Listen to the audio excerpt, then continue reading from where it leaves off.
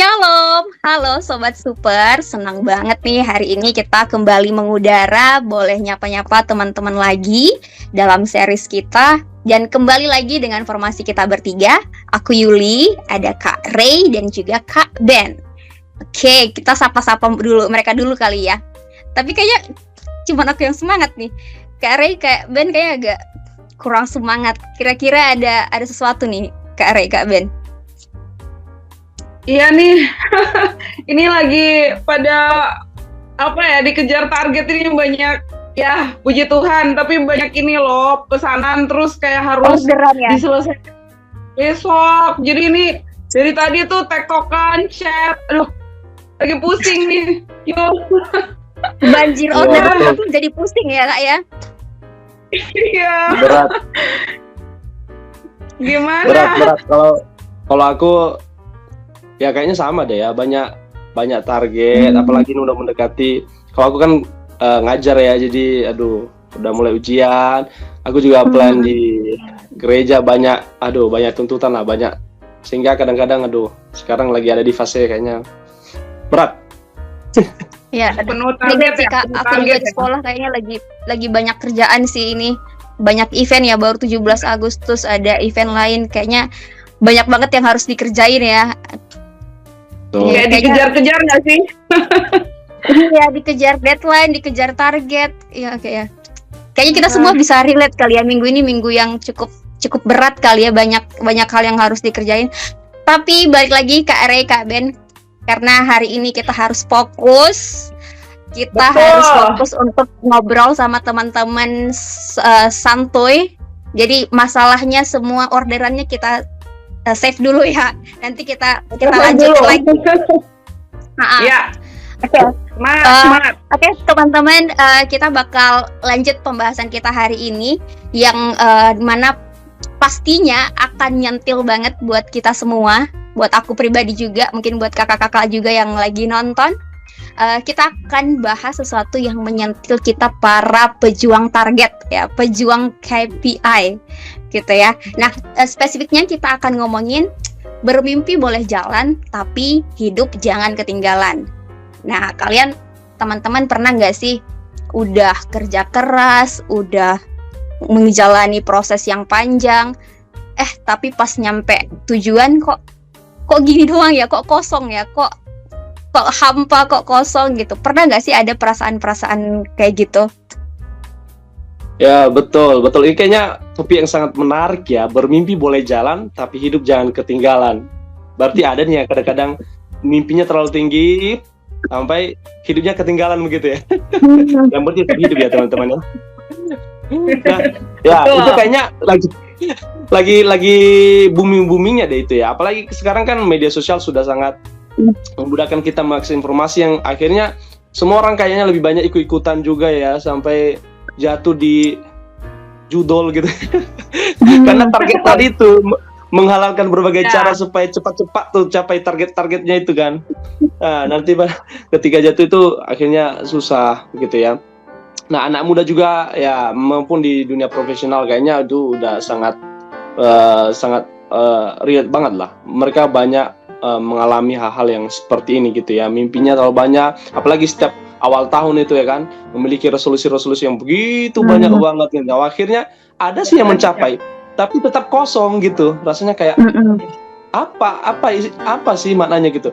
Apalagi yang gagal, apalagi yang tidak mencapai target-target resolusi yang sudah di list dengan di awal tahun, lebih kecewa lagi begitu ya. Ada sih istilah-istilah yang aku tadi cari-cari gitu ya, sering dengar tentang hustle culture gitu ya.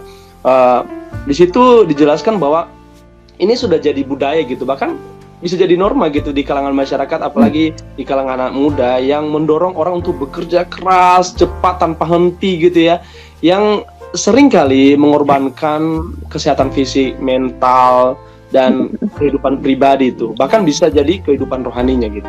Karena itu tadi, karena terlalu berorientasi pada hasil, bukan pada proses atau menikmati sebuah proses. Dan ini ya aku lihat sih suatu hal yang berakibat cukup negatif ya bagi kehidupan anak muda gitu sih.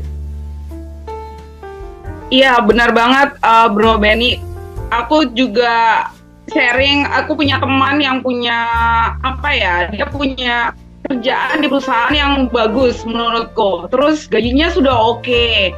Terus karirnya tuh lagi naik-naik atau lagi tinggi-tingginya lagi bagus gitu. Kemudian target dia juga sudah tercapai, tapi pas dia sharing sama aku kayaknya dia mikirnya kayak kayak kosong gitu loh. Setelah dia mencapai apa yang dia mau, dia ngerasa kalau hidupnya dia tuh kayak kosong, hampa, persis yang tadi sis Yuli bilang gitu, kayak tiba empty, hampa, kayak lagunya Ari Lasso. Gitu. Jadi mungkin target bagus. Iya, mungkin target bagus ya, tapi di saat dia mencapai apa yang dia dapati gitu ya, langsung kayak berasa ada yang hilang, hampa gitu. Dan terkadang banyak orang-orang juga di saat ingin mencapai target tertentu gitu ya, yang tadi Bro Benny bilang, bisa juga itu dia merasa kalau itu bisa burn out juga gitu menurutku. Kadang-kadang bisa stres, bisa nyampe ke psikis kita, psikologi terganggu, nggak bisa tidur, nggak bisa makan, ya kan? Kadang-kadang ada yang ngomong sendiri. Jadi udah masuk ke psikis gitu kan ya, psikologi kita tuh terganggu kalau misalnya target kita tuh tidak tercapai contohnya. Jadi itu sangat-sangat kalau kita tidak aware untuk hal itu bisa mengganggu hidup kita ya menurutku. Betul Kak. Tapi bukan berarti punya target itu salah kan ya Kak, enggak ya. Cuman mungkin yang kita bahas kali ini tuh ketika target yang kita susun itu berdasarkan tuntutan-tuntutan masyarakat, society yang ada di sekitar kita gitu ya. Yang mana kalau kita ikutin semuanya ya nggak akan pernah ada habisnya gitu ya, target-target capaian yang kayak mungkin sering udah punya apa di umur 25 tahun, umur 30 tahun udah punya apa gitu ya, kapan 100 juta pertamanya dan lain-lain. Kalau kita ikutin ya target-target itu nggak akan pernah habis gitu ya. Jadi yang pada akhirnya kalau memang itu menjadi standarnya, kita akan mengorbankan terlalu banyak hal. Ya Kak, yang paling aku amati itu juga selain tadi yang Kak Ray bilang soal burnout, mungkin relasi kali ya Kak, relasi yang cuman yang hari ini yang mau aku bahas itu kayak ternyata bukan cuma relasi dengan sesama kita, tapi juga mungkin sama Tuhan juga yang paling sedihnya gitu ya. Mungkin untuk gambarnya aku pernah lupa, kayaknya iklan Thailand atau iklan apa ya, kayaknya pokoknya iklan masyarakat gitu tentang pasangan muda yang baru nikah, baru punya anak, terus mereka tuh kayak si ayah ini pengen ngajak anaknya jalan-jalan gitu, tapi pas lihat anaknya kayaknya tunggu dia bisa jalan deh gitu. Pas sudah anaknya udah bisa jalan, kayaknya tunggu dia pas masuk SD deh biar lebih stabil keuangan. Pas udah SD mikir lagi, kayaknya tunggu pas sudah punya mobil deh biar lebih enak jalan sama keluarga. Gitu aja terus panjang cerita iklannya sampai akhirnya dia ngerasa udah oke untuk jalan-jalan, anaknya udah terlanjur pergi dari rumah, udah punya kehidupan sendiri gitu kan. Nah itu kayak iklan yang lucu-lucuan tapi banyak terjadi gitu ya, karena kita punya target ini, target itu, jadi kita mengorbankan relasi, quality time dengan orang yang kita kasihi, sama keluarga, atau bahkan mungkin sama Tuhan gitu.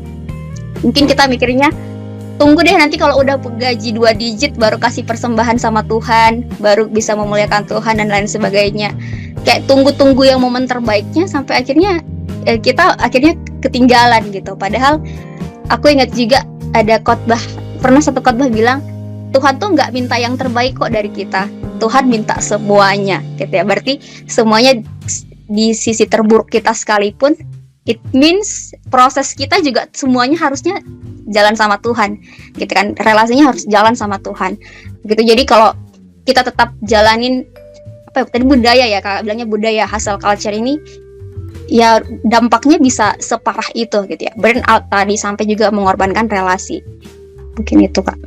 Oke, betul, setuju sih. Kayaknya dari tadi itu penjelasan dari Kak Ray, Kak Yulin sangat relate dengan kehidupan kita ya teman-temannya. Sehingga pada akhirnya itu kita kehilangan makna gitu kan. Padahal kita sadar nih, hidup kita ini kan singkat ya gitu kan. Kita tahu bahwa ada waktunya orang datang, ada waktunya orang pergi, bahkan orang yang terdekat kita sekalipun gitu. Ada waktunya nanti kita akan meninggalkan mereka atau mereka yang meninggalkan kita, sehingga harusnya kita menikmati sih setiap fase dan kita menemukan makna itu di balik itu. Dan tadi Kak Yulina juga sudah singgung bahwa memang Tuhan mengharapkan kita seutuhnya gitu. Kita mempersembahkan hidup kita sebagai persembahan yang kudus dan berkenan gitu. Artinya seutuhnya hidup kita. Sehingga dalam prosesnya itu, baik dalam waktu suka, baik dalam waktu duka, baik waktu lagi capek, ya Tuhan mengharapkan kita itu tetap terisi. Tuhan mengharapkan kita itu tetap terkoneksi dengan Dia. Sehingga kita bisa melihat ada makna di setiap fase yang ada gitu.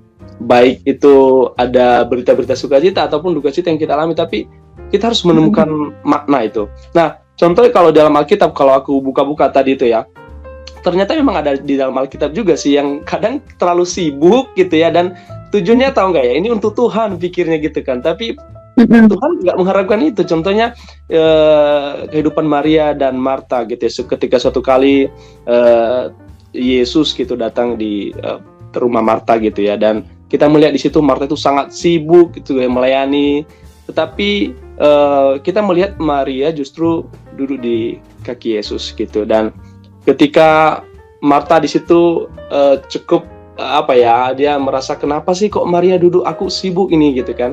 Tapi Tuhan mengatakan bahwa Marta, Marta, engkau khawatir dan menyusahkan diri dengan banyak perkara, tetapi hanya satu saja yang perlu. Maria telah memilih bagian yang terbaik yang tidak diambil daripadanya, itu duduk dekat dengan Tuhan. Jadi waktu hening sama Tuhan tuh penting tuh ya. Kita menemukan makna di setiap fase yang ada itu. Jadi proses itu sangat penting banget sih.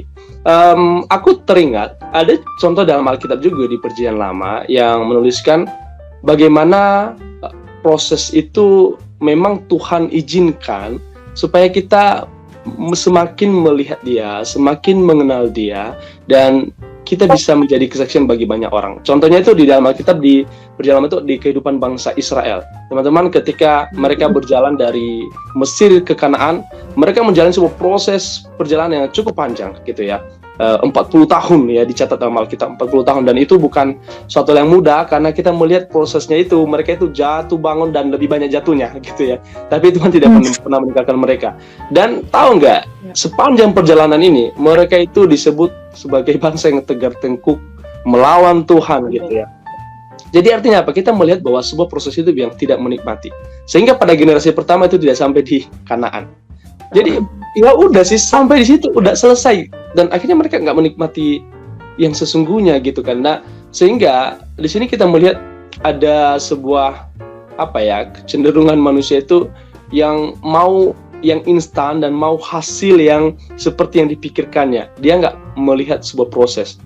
Beda dengan Rasul Paulus, kalau kita perhatikan teman-teman, dia adalah seorang rasul yang luar biasa ya. Dia menuliskan 13 surat, ya seorang penulis yang cukup luar biasa, banyak menuliskan surat dari penulis yang lainnya. Dan dia juga bukan seorang yang sempurna sih. Dia juga mengalami proses yang cukup panjang, di mana dia menderita dalam melayani Tuhan, ya. Dia dianiaya, dia dipenjara, kelaparan, kehausan, dan masih banyak lainnya lagi. Tapi ada suatu hal yang menarik ketika aku baca dalam tulisannya itu, khususnya di 2 Korintus ya, pasal 4 ayat 1, dia mengatakan, oleh kemurahan Allah kami telah menerima pelayanan ini, karena itu kami tidak tawar hati. Wah, itu suatu kalimat yang keren banget. Kalau keadaan kita baik-baik saja sih akan mudah untuk kita mengatakan, aku tidak tawar hati, aku sangat enjoy sama Tuhan. Tapi kalau keadaan tidak baik-baik saja, itu susah loh. Dan Paulus itu mengatakan hal itu dalam keadaan yang tidak baik-baik saja, teman-teman. Dia juga pernah dipenjara, tapi dia selalu memberikan ucapan-ucapan sukacita kepada jemaat yang ditujukannya. Contohnya adalah jemaat yang di Filipi. Jadi dari cerita ini, teman-teman, kita itu diajarkan bahwa penting banget loh untuk kita selalu terkoneksi sama Tuhan dan kita menikmati setiap fase yang ada. Kita menemukan makna, kita menemukan apa maksud Tuhan di balik ini, dan kita bisa menjadi saksi berkat bagi banyak orang. Gitu kira-kira sih kalau aku. Iya, betul banget Ben. Kalau kita lihat bagaimana respon kita ya, contohnya kayak bangsa Israel.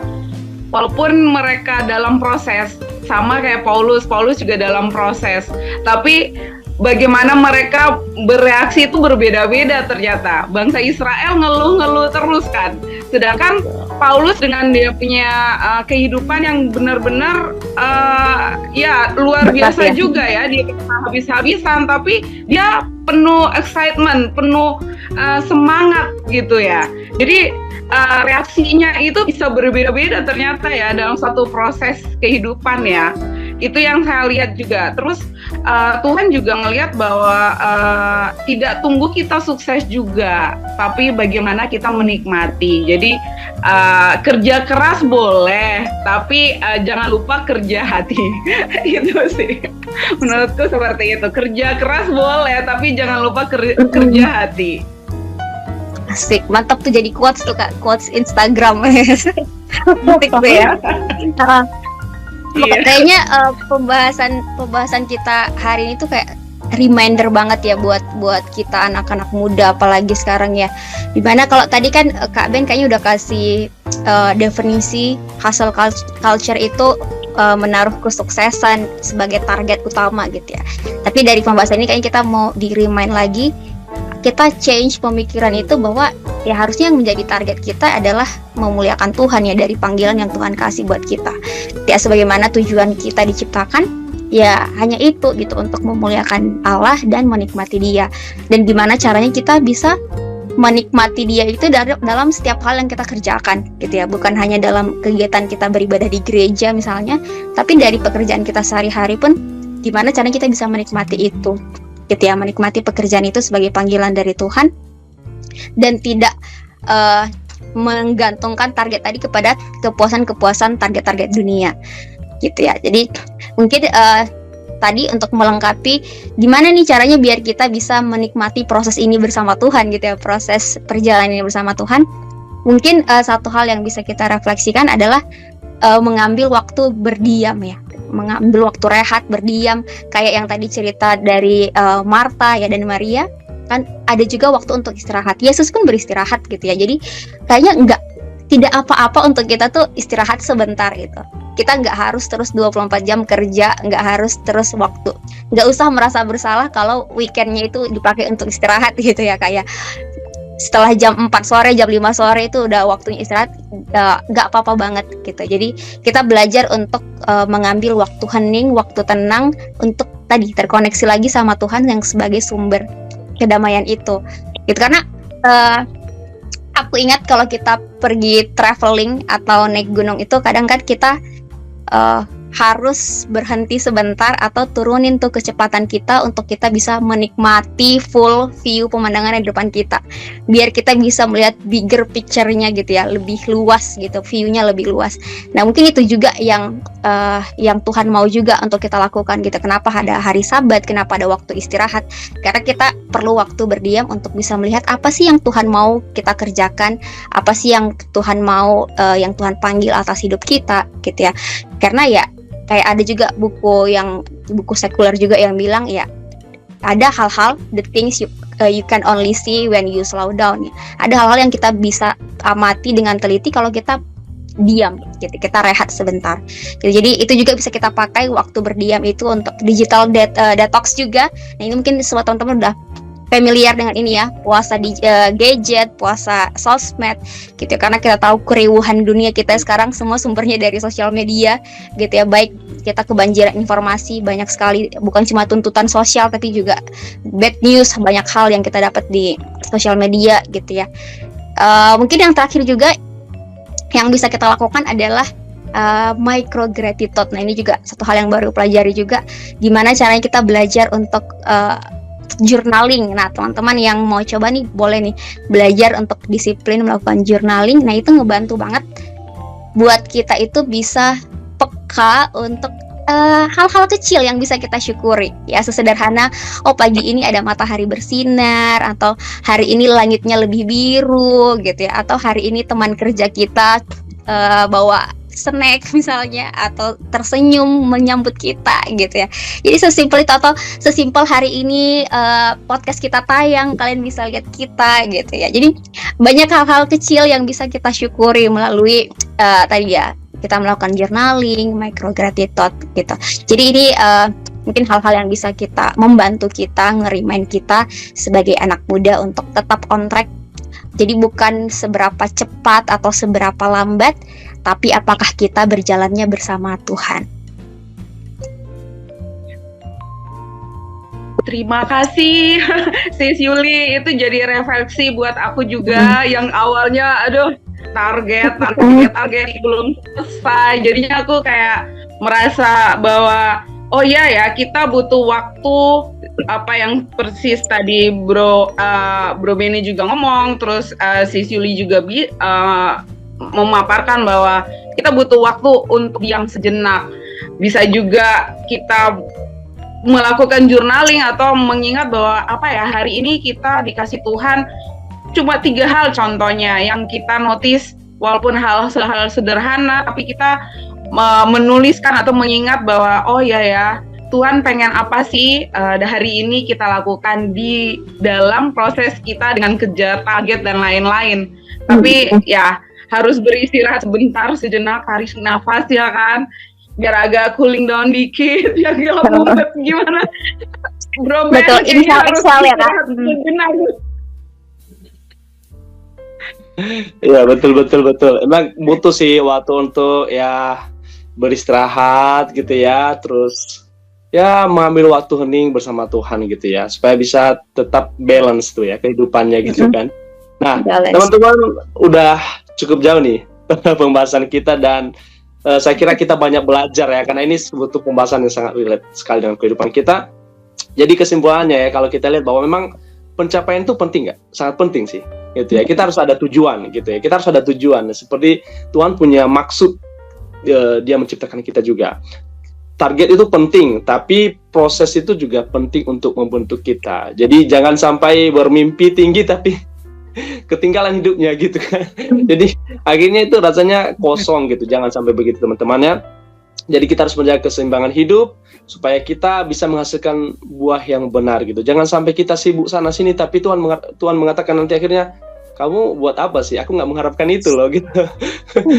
Jadi aku teringat satu quotes terakhir ini dari David Jebos. Dia mengatakan bahwa berbuat untuk Tuhan atau mewartakan karya Allah itu bukan sekadar menaati perintah, tapi itu konsekuensi logis dari perjumpaan dengan Tuhan. Jadi kalau kita udah terkoneksi dengan Tuhan, kita udah mengambil waktu dekat dengan Dia, Dia terkoneksi dengan kita ya, Dia adalah sang sumber berkat itu, maka itu akan mengalir kok gitu. Itu akan, ucapan syukur kita akan mengalir dan menjadi buah pelayanan bagi banyak orang. Jadi teman-teman, saya mengajak kita semuanya untuk ya bermimpi, punya target, ya itu baik, tapi kita harus menikmati setiap proses yang ada, karena Tuhan punya tujuan di setiap fase yang Tuhan izinkan. Oke teman-teman, sudah tidak terasa waktunya kita untuk menyelesaikan bagian ini ya. Dan akhir kata saya mengingatkan kita untuk selalu stay tune ya, melihat Super Talk Santuy, dan jangan lupa untuk like, share, subscribe ya teman-teman. Akhir kata, aku Benny, Karehani, dan Kailinar mohon undur diri. Bye-bye semuanya. God bless you. Shalom. God bless you. Bye-bye.